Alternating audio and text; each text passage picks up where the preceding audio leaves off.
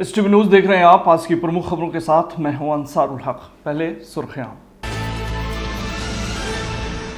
Jail में बंद एक कैदी की तबीयत बिगड़ने के बाद सदर अस्पताल में इलाज के दौरान हुई मौत। मृतक के परिजनों ने जमकर अस्पताल में किया हंगामा। भीषण गर्मी के बीच मानसून के आगमन से पहले ही बाढ़ को लेकर अधिकारी हुए अलर्ट। मोतिहारी में डीएम ने बाढ़ से निपटने के लिए तैयारियों का लिया जायजा। मोतिहारी सदर प्रखंड प्रमुख के विरुद्ध लाया गया विश्वास प्रस्ताव हुआ खारिज। प्रमुख के समर्थकों ने फूल माला पहनाकर किया स्वागत। मोतिहारी में आयोजित किसान सभा में पहुंचे केंद्रीय मंत्री गिरिराज सिंह, कांग्रेस पर बोला हमला।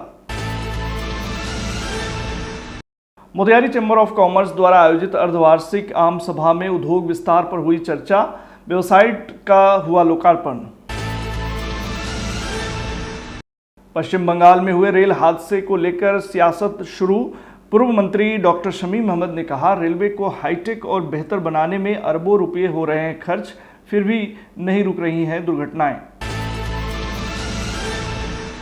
और चौथे ताइक्वांडो चैंपियनशिप का हुआ समापन। पूर्वी चंपारण ने प्रथम, गोपालगंज द्वितीय और लखीसराय के खिलाड़ियों ने हासिल किया तृतीय स्थान।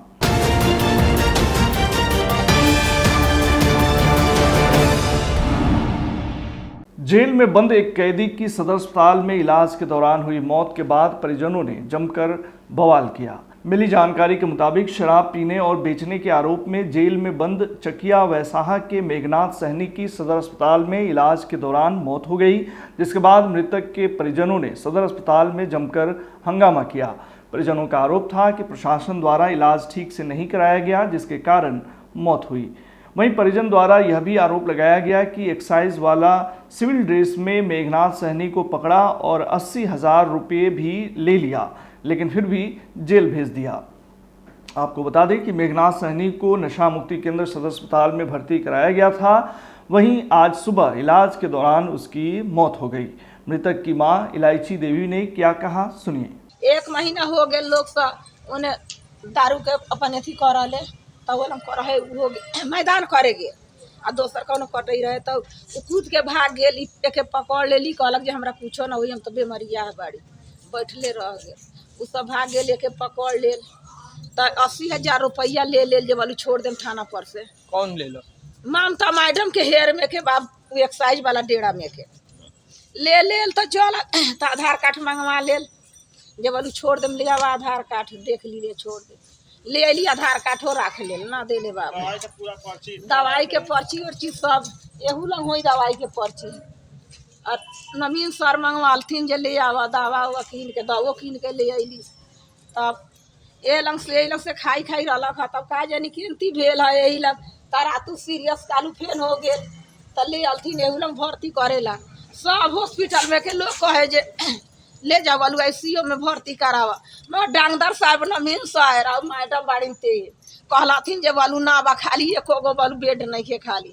एहू बेर ले जाके कहली है जे तो बहुत सीरियस हो जाई, बात का लेना चालू आपको ला बनवावे जाएगा। मैडम जी कह रहलथिन है बनवावे जाऊ बोलू। हम कहली जे हमनी में के हाल जाने बड़ी जे हमनी बनवा दूँ।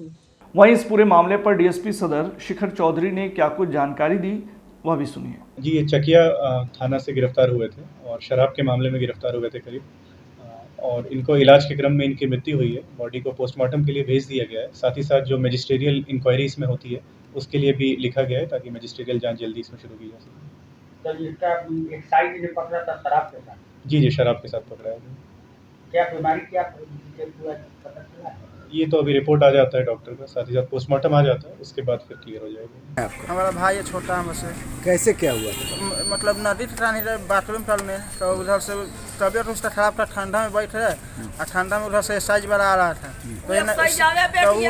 तो नहीं चिन्हा से पुलिस वाला सारा ड्रेस में था, तो बोला ढला जाइए, तो चल आया, तो जाके उसको बोल रहा है, उसको ढा लिया, शर्ट पहना हुआ था, शर्ट ढा लिया, उसके बाद में उठा थे जाली में लाद लिया, बहुत जाली बोला लिया 2, एक मोटरसाइकिल था अपाची, उस पर लाद लिया और लेते चला गया।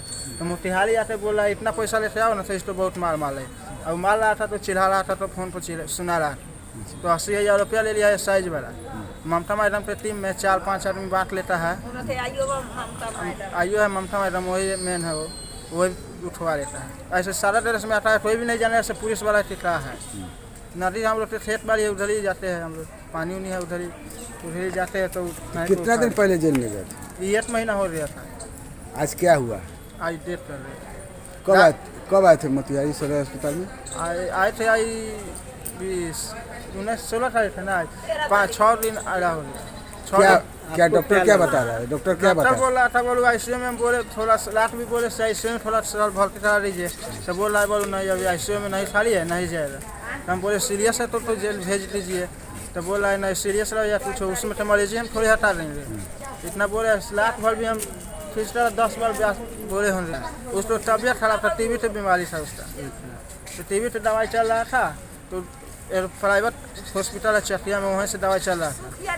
तो वहीं से दवाई चल रहा था, तो वो दवाइयाँ खा लिया। इसी टाइम में 10 बजे के आसपास में खेत की तरफ चला गया, उतना ही पर उठा लिया उसको। भीषण गर्मी के बीच मानसून के आगमन से पहले ही अधिकारियों को बाढ़ की चिंता सताने लगी है। प्रदेश के मुख्यमंत्री नीतीश कुमार द्वारा बाढ़ की तैयारियों को लेकर दिए दिशा निर्देश के बाद पूर्वी चंपारण के जिलाधिकारी सौरव जोरवाल अपने दल बल के साथ बाढ़ से पूर्व कटाव निरोध कार्यों का जायजा लेने आज बंजरिया पहुंचे। डीएम ने बंजरिया प्रखंड के फुलवार गांव में तिलावे नदी पर कटाव निरोधक जो कार्य हो रहे हैं उसका निरीक्षण किया, साथ ही तकनीकी पहलुओं की जानकारी ली। मौके पर डीएम ने बाढ़ निरोधक कार्य से जुड़े अभियंताओं के साथ बातचीत कर फीडबैक लेते हुए आवश्यक दिशा निर्देश भी दिया। गौरतलब है कि पूर्वी चंपारण के बंगड़ी नदी और सिकरहना नदी में बाढ़ के समय काफ़ी कटाव होता है, जिससे लोगों को परेशानी का सामना करना पड़ता है। इसको लेकर डीएम ने अधिकारियों को समुचित निर्देश भी दिया। मोतिहारी सदर प्रखंड प्रमुख के विरुद्ध लाया गया अविश्वास प्रस्ताव आज खारिज हो गया। मोतिहारी सदर प्रखंड के निर्वाचन सभागार में कड़ी सुरक्षा व्यवस्था के बीच अविश्वास प्रस्ताव को लेकर चुनाव संपन्न हुआ। इसके बाद प्रखंड प्रमुख सुशीला देवी अपनी कुर्सी बचाने में कामयाब हो गईं। आपको बता दें कि मोतिहारी प्रखंड प्रमुख सुशीला देवी के विरुद्ध विभिन्न कारणों का हवाला देते हुए 1/3 पंचायत समिति सदस्यों ने अविश्वास प्रस्ताव लाया था। दंडाधिकारी सह अपर समाहर्ता आपदा और प्रखंड विकास पदाधिकारी अरविंद कुमार गुप्ता ने बताया कि अविश्वास प्रस्ताव के बैठक में 7 सदस्यों ने भाग लिया, जिसमें सभी ने वर्तमान प्रमुख सुशीला देवी के पक्ष में मतदान किया। इसलिए अविश्वास प्रस्ताव को खारिज कर दिया गया। अविश्वास प्रस्ताव खारिज होते ही प्रमुख के समर्थकों ने फूल माला पहनाकर सुशीला देवी का स्वागत किया। अविश्वास प्रस्ताव लगा था जिसमें आपसी सहमति सभी सदस्यों ने जताया है और 7 सदस्य उपस्थित है और 7 इनके पक्ष में मत पड़ा है। और यह जो प्रमुख का पिछले बार भी चुनाव हुआ था, जो युवा नेता जो राजद का है देवा गुप्ता जी, उनके नेतृत्व में हुआ था और इस बार भी उन्हीं के नेतृत्व में फिर से चुनाव हुआ है और सफलता भी उन्हीं के नेतृत्व में मिला है, जो उन्हीं के द्वारा ये कैंडिडेट थी और आज सफलता मिला है। क्या कहना चाहेंगे उनके काम के लिए? जो उनके द्वारा जो नेतृत्व में हम लोग 2.5 साल में सभी सदस्यों को जो कार्य दिया गया, सभी सदस्यों ने संतुष्टि जताया है और आगे भी उनके पक्ष में रहने का वादा और भरोसा दिया है। कुल 7 उपस्थित सदस्य थे, सभी ने उनके बने रहने के पक्ष में मतदान किया। इस तरह से अविश्वास प्रस्ताव खारिज हुआ। किसान सम्मान निधि की 17वीं किस्त आज प्रधानमंत्री ने जारी किया है। इसको लेकर आज मोतिहारी के कृषि विज्ञान केंद्र में भी कार्यक्रम आयोजित किया गया। बीजेपी सांसद राधा मोहन सिंह के नेतृत्व में आयोजित इस किसान सभा में मुख्य अतिथि के तौर पर पहुंचे केंद्रीय मंत्री गिरिराज सिंह ने कांग्रेस पर जमकर भड़ास निकाली और कहा कि कांग्रेस को तो शर्म आनी चाहिए। उनके कार्यकाल में तो महज 72,000 करोड़ कृषि ऋण माफ किया गया, पर मोदी जी के कार्यकाल में अभी तक किसानों के खाते में 3.25 लाख करोड़ रुपए भेज दिए गए हैं। गिरिराज सिंह ने कहा कि एनडीए संकल्पित है युवाओं को रोजगार देने के लिए। उन्होंने कहा कि नीतीश जी के नेतृत्व में ही शिक्षकों की बहाली हुई है। किसानों की आय दुगनी करने का संकल्प देश के प्रधानमंत्री नरेंद्र मोदी ने ली थी और उसके तहत उन्होंने किसानों के सम्मान में सम्मान निधि जो आज 3.25 लाख करोड़ के करीब पहुंचा है, जो आगे भी निरंतर चलने वाली है, ये भारत के इतिहास में पहली बार है। कांग्रेस एक बार केवल 75,000 करोड़ कर्ज माफी की थी, लेकिन प्रधानमंत्री किसानों के हाथ में दे रहे हैं। साथ ही साथ एमएसपी आज लगभग दुगनी हो गई है। मैं धान का देखे 1300 रुपया था, आज 2200-2400 हो गया। मक्के का जब प्रधानमंत्री आए थे 800 से 1000 रुपये था, 1200 रुपये मैक्सिमम, आज 2200 से 2500 हो गया है। ये प्रधानमंत्री, क्योंकि एथेनॉल बनने लगा, बिहार में एथेनॉल की उपज होने लगी, तो ये किसानों की मांग बाजार में बढ़ने लगी है। इसीलिए ये प्रधानमंत्री ने वो सपना को साकार किया। बिहार सरकार बड़े पैमाने पर रोजगार देने जा रही है, 4 लाख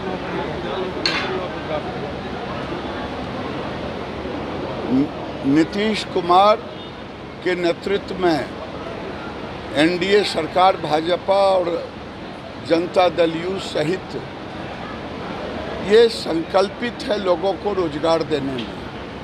जब हम सम्मिलित एनडीए थे उस समय शिक्षकों की बहाली की शुरुआत की थी, जो अभी आपने देखा होगा 1.5 लाख नीतीश कुमार ने लगभग लोगों को रोजगार दी थी। ये रोजगार ही बिहार सरकार और केंद्र सरकार का लक्ष्य है, लेकिन देश में अब ज़रूरत है जनसंख्या नियंत्रण कानून कैसे लागू हो, क्योंकि बढ़ती हुई आबादी भी एक समस्या है। मोतिहारी चैम्बर ऑफ कॉमर्स द्वारा आयोजित अर्धवार्षिक आम सभा में उद्योग विस्तार पर चर्चा हुई। सभा में भाग लेने के लिए नेपाल बीरगंज उद्योग वाणिज्य परिषद की 18 सदस्यीय कार्यकारिणी समिति का आगमन हुआ, जिनका होटल विजडम में शानदार स्वागत किया गया। इसके बाद मोतिहारी चैम्बर ऑफ कॉमर्स एवं बीरगंज उद्योग वाणिज्य परिषद के सदस्यों के साथ एक बैठक आयोजित की गई। वहीं चैम्बर के अर्धवार्षिक सभा का उद्घाटन बीरगंज के अध्यक्ष अनिल कुमार अग्रवाल, जिला उद्योग के महाप्रबंधक शुभम कुमार और अध्यक्ष राजीव विजडम के द्वारा दीप प्रज्वलित कर किया गया। वहीं महासचिव सुनील कुमार श्रीवास्तव ने अर्धवार्षिक सभा में प्रतिवेदन पढ़ा। मौके पर चैम्बर के द्वारा 5 बुजुर्ग व्यवसायियों रामजी प्रसाद, राजकुमार केडिया, लक्ष्मण प्रसाद, सुरेश चंद्र और पवन केजरीवाल को सम्मानित किया गया। इस दौरान चैम्बर के बहुप्रतीक्षित वेबसाइट का लोकार्पण भी किया गया। मौके पर आए हुए अतिथियों एवं चैम्बर के अधिकारियों ने क्या कुछ कहा, सुनिए। भारत और नेपाल से हम लोग को बिजनेस डेवलप करना है। मोतिहारी के जो भी व्यवसायी एक्सपोर्ट करना चाहते हैं नेपाल को कुछ सामान, बिहार का व्यापार बढ़ाना चाहते हैं, वो नेपाल बीरगंज औद्योगिक संस्था और बीरगंज नेपाल के सारे वहाँ के पदाधिकारीगण आए हुए हैं, उन लोग के साथ इंटरेक्ट कर रहे हैं। बीरगंज के जो हम लोग के उद्योग परिषद के वहाँ के जो अध्यक्ष जी और उनकी पूरी कार्यकारिणी की टीम आई हुई है, वो लोग यहाँ के व्यापारियों से मिल के पता करना चाह रहा है कि हम उन लोग के एक दूसरे के साथ व्यापार को कैसे एक ऊंचाई दे और आगे ले जा सकते हैं। क्या संदेश देंगे? Motihari chamber of commerce Motihari वासियों को संदेश देना चाह रहा है कि हम लोग का वेबसाइट लॉन्च हुआ है। आप अपने लोकल व्यवसाय को अपने घर से बैठ के सर्च करें और जो भी प्रोडक्ट लेना है आसानी से वो ले सकते हैं। मोतिहारी आज ये अद्भुत कार्यक्रम मोतिहारी चैम्बर ऑफ कॉमर्स ने बीरगंज चैम्बर ऑफ कॉमर्स के साथ में एक अद्भुत ऐतिहासिक कार्यक्रम किया है। आज हम लोगों को अपने अर्धवार्षिक कार्यक्रम में बुला के हमारी बीरगंज चैम्बर ऑफ कॉमर्स की सारी टीम को बुला के जो सम्मान दिया है, और हम लोग आने वाले दिन में नेपाल और भारत का जो रोटी बेटी का संबंध है वो आने वाले दिन में व्यापारिक लाभ इससे कैसे हम लोग एक दूसरे के साथ उठा सकते हैं, कैसे नेपाल में इन्वेस्टमेंट कर सकते हैं या नेपाल का इन्वेस्टमेंट कैसे आने वाले दिनों में बिहार में मोतिहारी लगायत सब जगह कैसे इसका हम लोग फ़ायदा उठा सकते हैं, इस विषय में हम लोगों ने व्यापारियों के साथ में यहाँ के व्यापारियों के साथ में B2B मीटिंग भी किया है। आने वाले दिन में इसको कंटिन्यूटी रखते हुए इसका ज़रूर आने वाले दिन में फ़ायदा उठाएंगे। और मैं साथ साथ ये भी कहना चाहता हूँ नेपाल में आज पर्यटन के हिसाब से भी,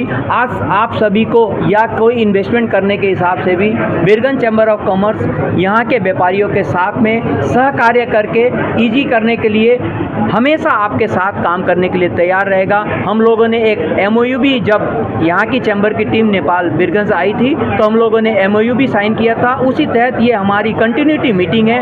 आने वाले दिन में हम लोग इसको बहुत ही रेगुलर कंटिन्यू रखना चाहते हैं। आज यही संदेश देना चाहेंगे नेपाल वासियों को भी और मोतिहारी वासियों को कि उद्योग दिनों दिन बढ़ते जा रहा है। हमारे मंत्री भी इसमें सेंट्रल में है, तो उद्योग में ज़्यादा इन्वेस्टमेंट करें। इन फ्यूचर हमारे लिए बहुत अच्छा है। हमारे पास मार्केट एक्सेस भी बहुत बढ़िया है, जिससे कि हम बेहतर कर सकते हैं। तो मोतिहारी वासियों के लिए यही संदेश होगा कि आप चाहे लघु उद्योग करें, सूक्ष्म उद्योग करें, कोई भी उद्योग करें, लेकिन उद्योग करें और आप अपना मार्केट एक्सेस जो हमारे पास है उसका यूज करते रहें। नहीं, पेपर वर्क अभी बहुत कम हो गया है। हमारे पास सिंगल विंडो पोर्टल है, डायरेक्टली ऑनलाइन अब सब कुछ ऑनलाइन आवेदन भी हो जाता है आराम से, और ऑनलाइन ही सब कुछ क्लियर होता है। पेपर वर्क में ज़्यादा कुछ नहीं लगता है हमारे पास। पश्चिम बंगाल में हुए रेल हादसे को लेकर अब सियासत शुरू हो गई है। राजद के विधायक एवं पूर्व मंत्री शमीम अहमद ने इस रेल हादसे की जांच कराने की मांग करते हुए कहा है कि यह मानवीय भूल है। उन्होंने कहा कि आखिर रेलवे के अधिकारी कहां थे, किस हालत में थे कि रुकी हुई ट्रेन में मालगाड़ी ने टक्कर मार दी और कई लोगों की मौत हो गई। उन्होंने कहा कि केंद्र की मोदी सरकार भारत में बुलेट ट्रेन चलाने का सपना जरूर दिखाती है, लेकिन भारतीय रेल ही अब सुरक्षित नहीं है। यात्री ट्रेन से यात्रा कर रहे हैं और उनकी जान चली जा रही है। उन्होंने कहा कि रेलवे को हाईटेक और बेहतर करने में करोड़ों अरबों रुपए खर्च किया जा रहा है। इसके बावजूद तकनीकी कारण से दुर्घटनाएं हो रही हैं। यह चिंता का विषय है। पीड़ित परिवारों को सरकार को जल्द से जल्द मुआवजा देने की ज़रूरत है। अब देखिए तो इस देश भारत में जब से प्राइवेट और सरकारीकरण का ये खेल जो चल रहा है, सारा सिस्टम कोलैप्स हो जा रहा है और इतने बड़े बड़े हादसे हो रहे हैं। आज जो हादसा हुआ कंचनजंगा और माल ट्रेन में, और कंचनजंगा एक्सप्रेस खड़ी थी स्टेशन पर और स्टेशन मास्टर और किसके सिग्नल की वजह से ये ट्रेन आकर के उसमें पीछे से ठोकर मार दी। इतना बड़ा ये अपराध किस श्रेणी में लेकर के इस पर कार्रवाई होनी चाहिए जो इस तरह के काम करते हैं। क्योंकि सरकार पैसा देती है और इनका दिमाग काम नहीं करता है, तो ऐसे लोगों को पहले मानसिक तौर पर हटाना चाहिए और उस पर कानूनी कार्रवाई। सरकार जब से एक केंद्र में और यहाँ भी लगातार आप देखते होंगे कि रेलवे को सिर्फ हमारे पूर्व के इंजीनियर ने जो उसके आगे हिस्से में उसका जो मोटा मोटा रड लगाया जाता था, अब उसको हटा करके नए इंजीनियर उसमें फाइबर का यूज कर रहा है, फाइबर यूज कर रहा है। जब उतना स्पीड में ट्रेन चलेगा, कहीं पे ट्रैक घेरने के लिए कोई सामान नहीं होता, मवेशी इधर से उधर आते जाते रहते हैं, तो लगातार हादसा का शिकार होता रहता है। और थोड़ी से भी उसमें वज़न नहीं है, ट्रेन के बोगी जो अगला इंजन जिसमें रहता है उसमें वज़न ही नहीं लग रहा है, सिर्फ शो पे अच्छा दिख रहा है, तो उससे काम नहीं चलेगा। जो हमारा सिस्टम पहले था उस सिस्टम को ही हम डेवलप कर देंगे तो हमारा काम चलेगा। चौथे ताइक्वांडो चैंपियनशिप के समापन समारोह का आयोजन पूर्वी चंपारण के खेल भवन में किया गया, जिसमें नगर निगम मोतिहारी की मेयर प्रीति गुप्ता ने सफल खिलाड़ियों को मेडल देकर सम्मानित किया। वहीं इस चैंपियनशिप में पूर्वी चंपारण ने प्रथम, गोपालगंज द्वितीय और लखीसराय के खिलाड़ियों ने तीसरे स्थान पर कब्जा जमाया। मौके पर जिला खेल पदाधिकारी के साथ साथ ताइक्वांडो खेल संघ से जुड़े लोग मौजूद रहे।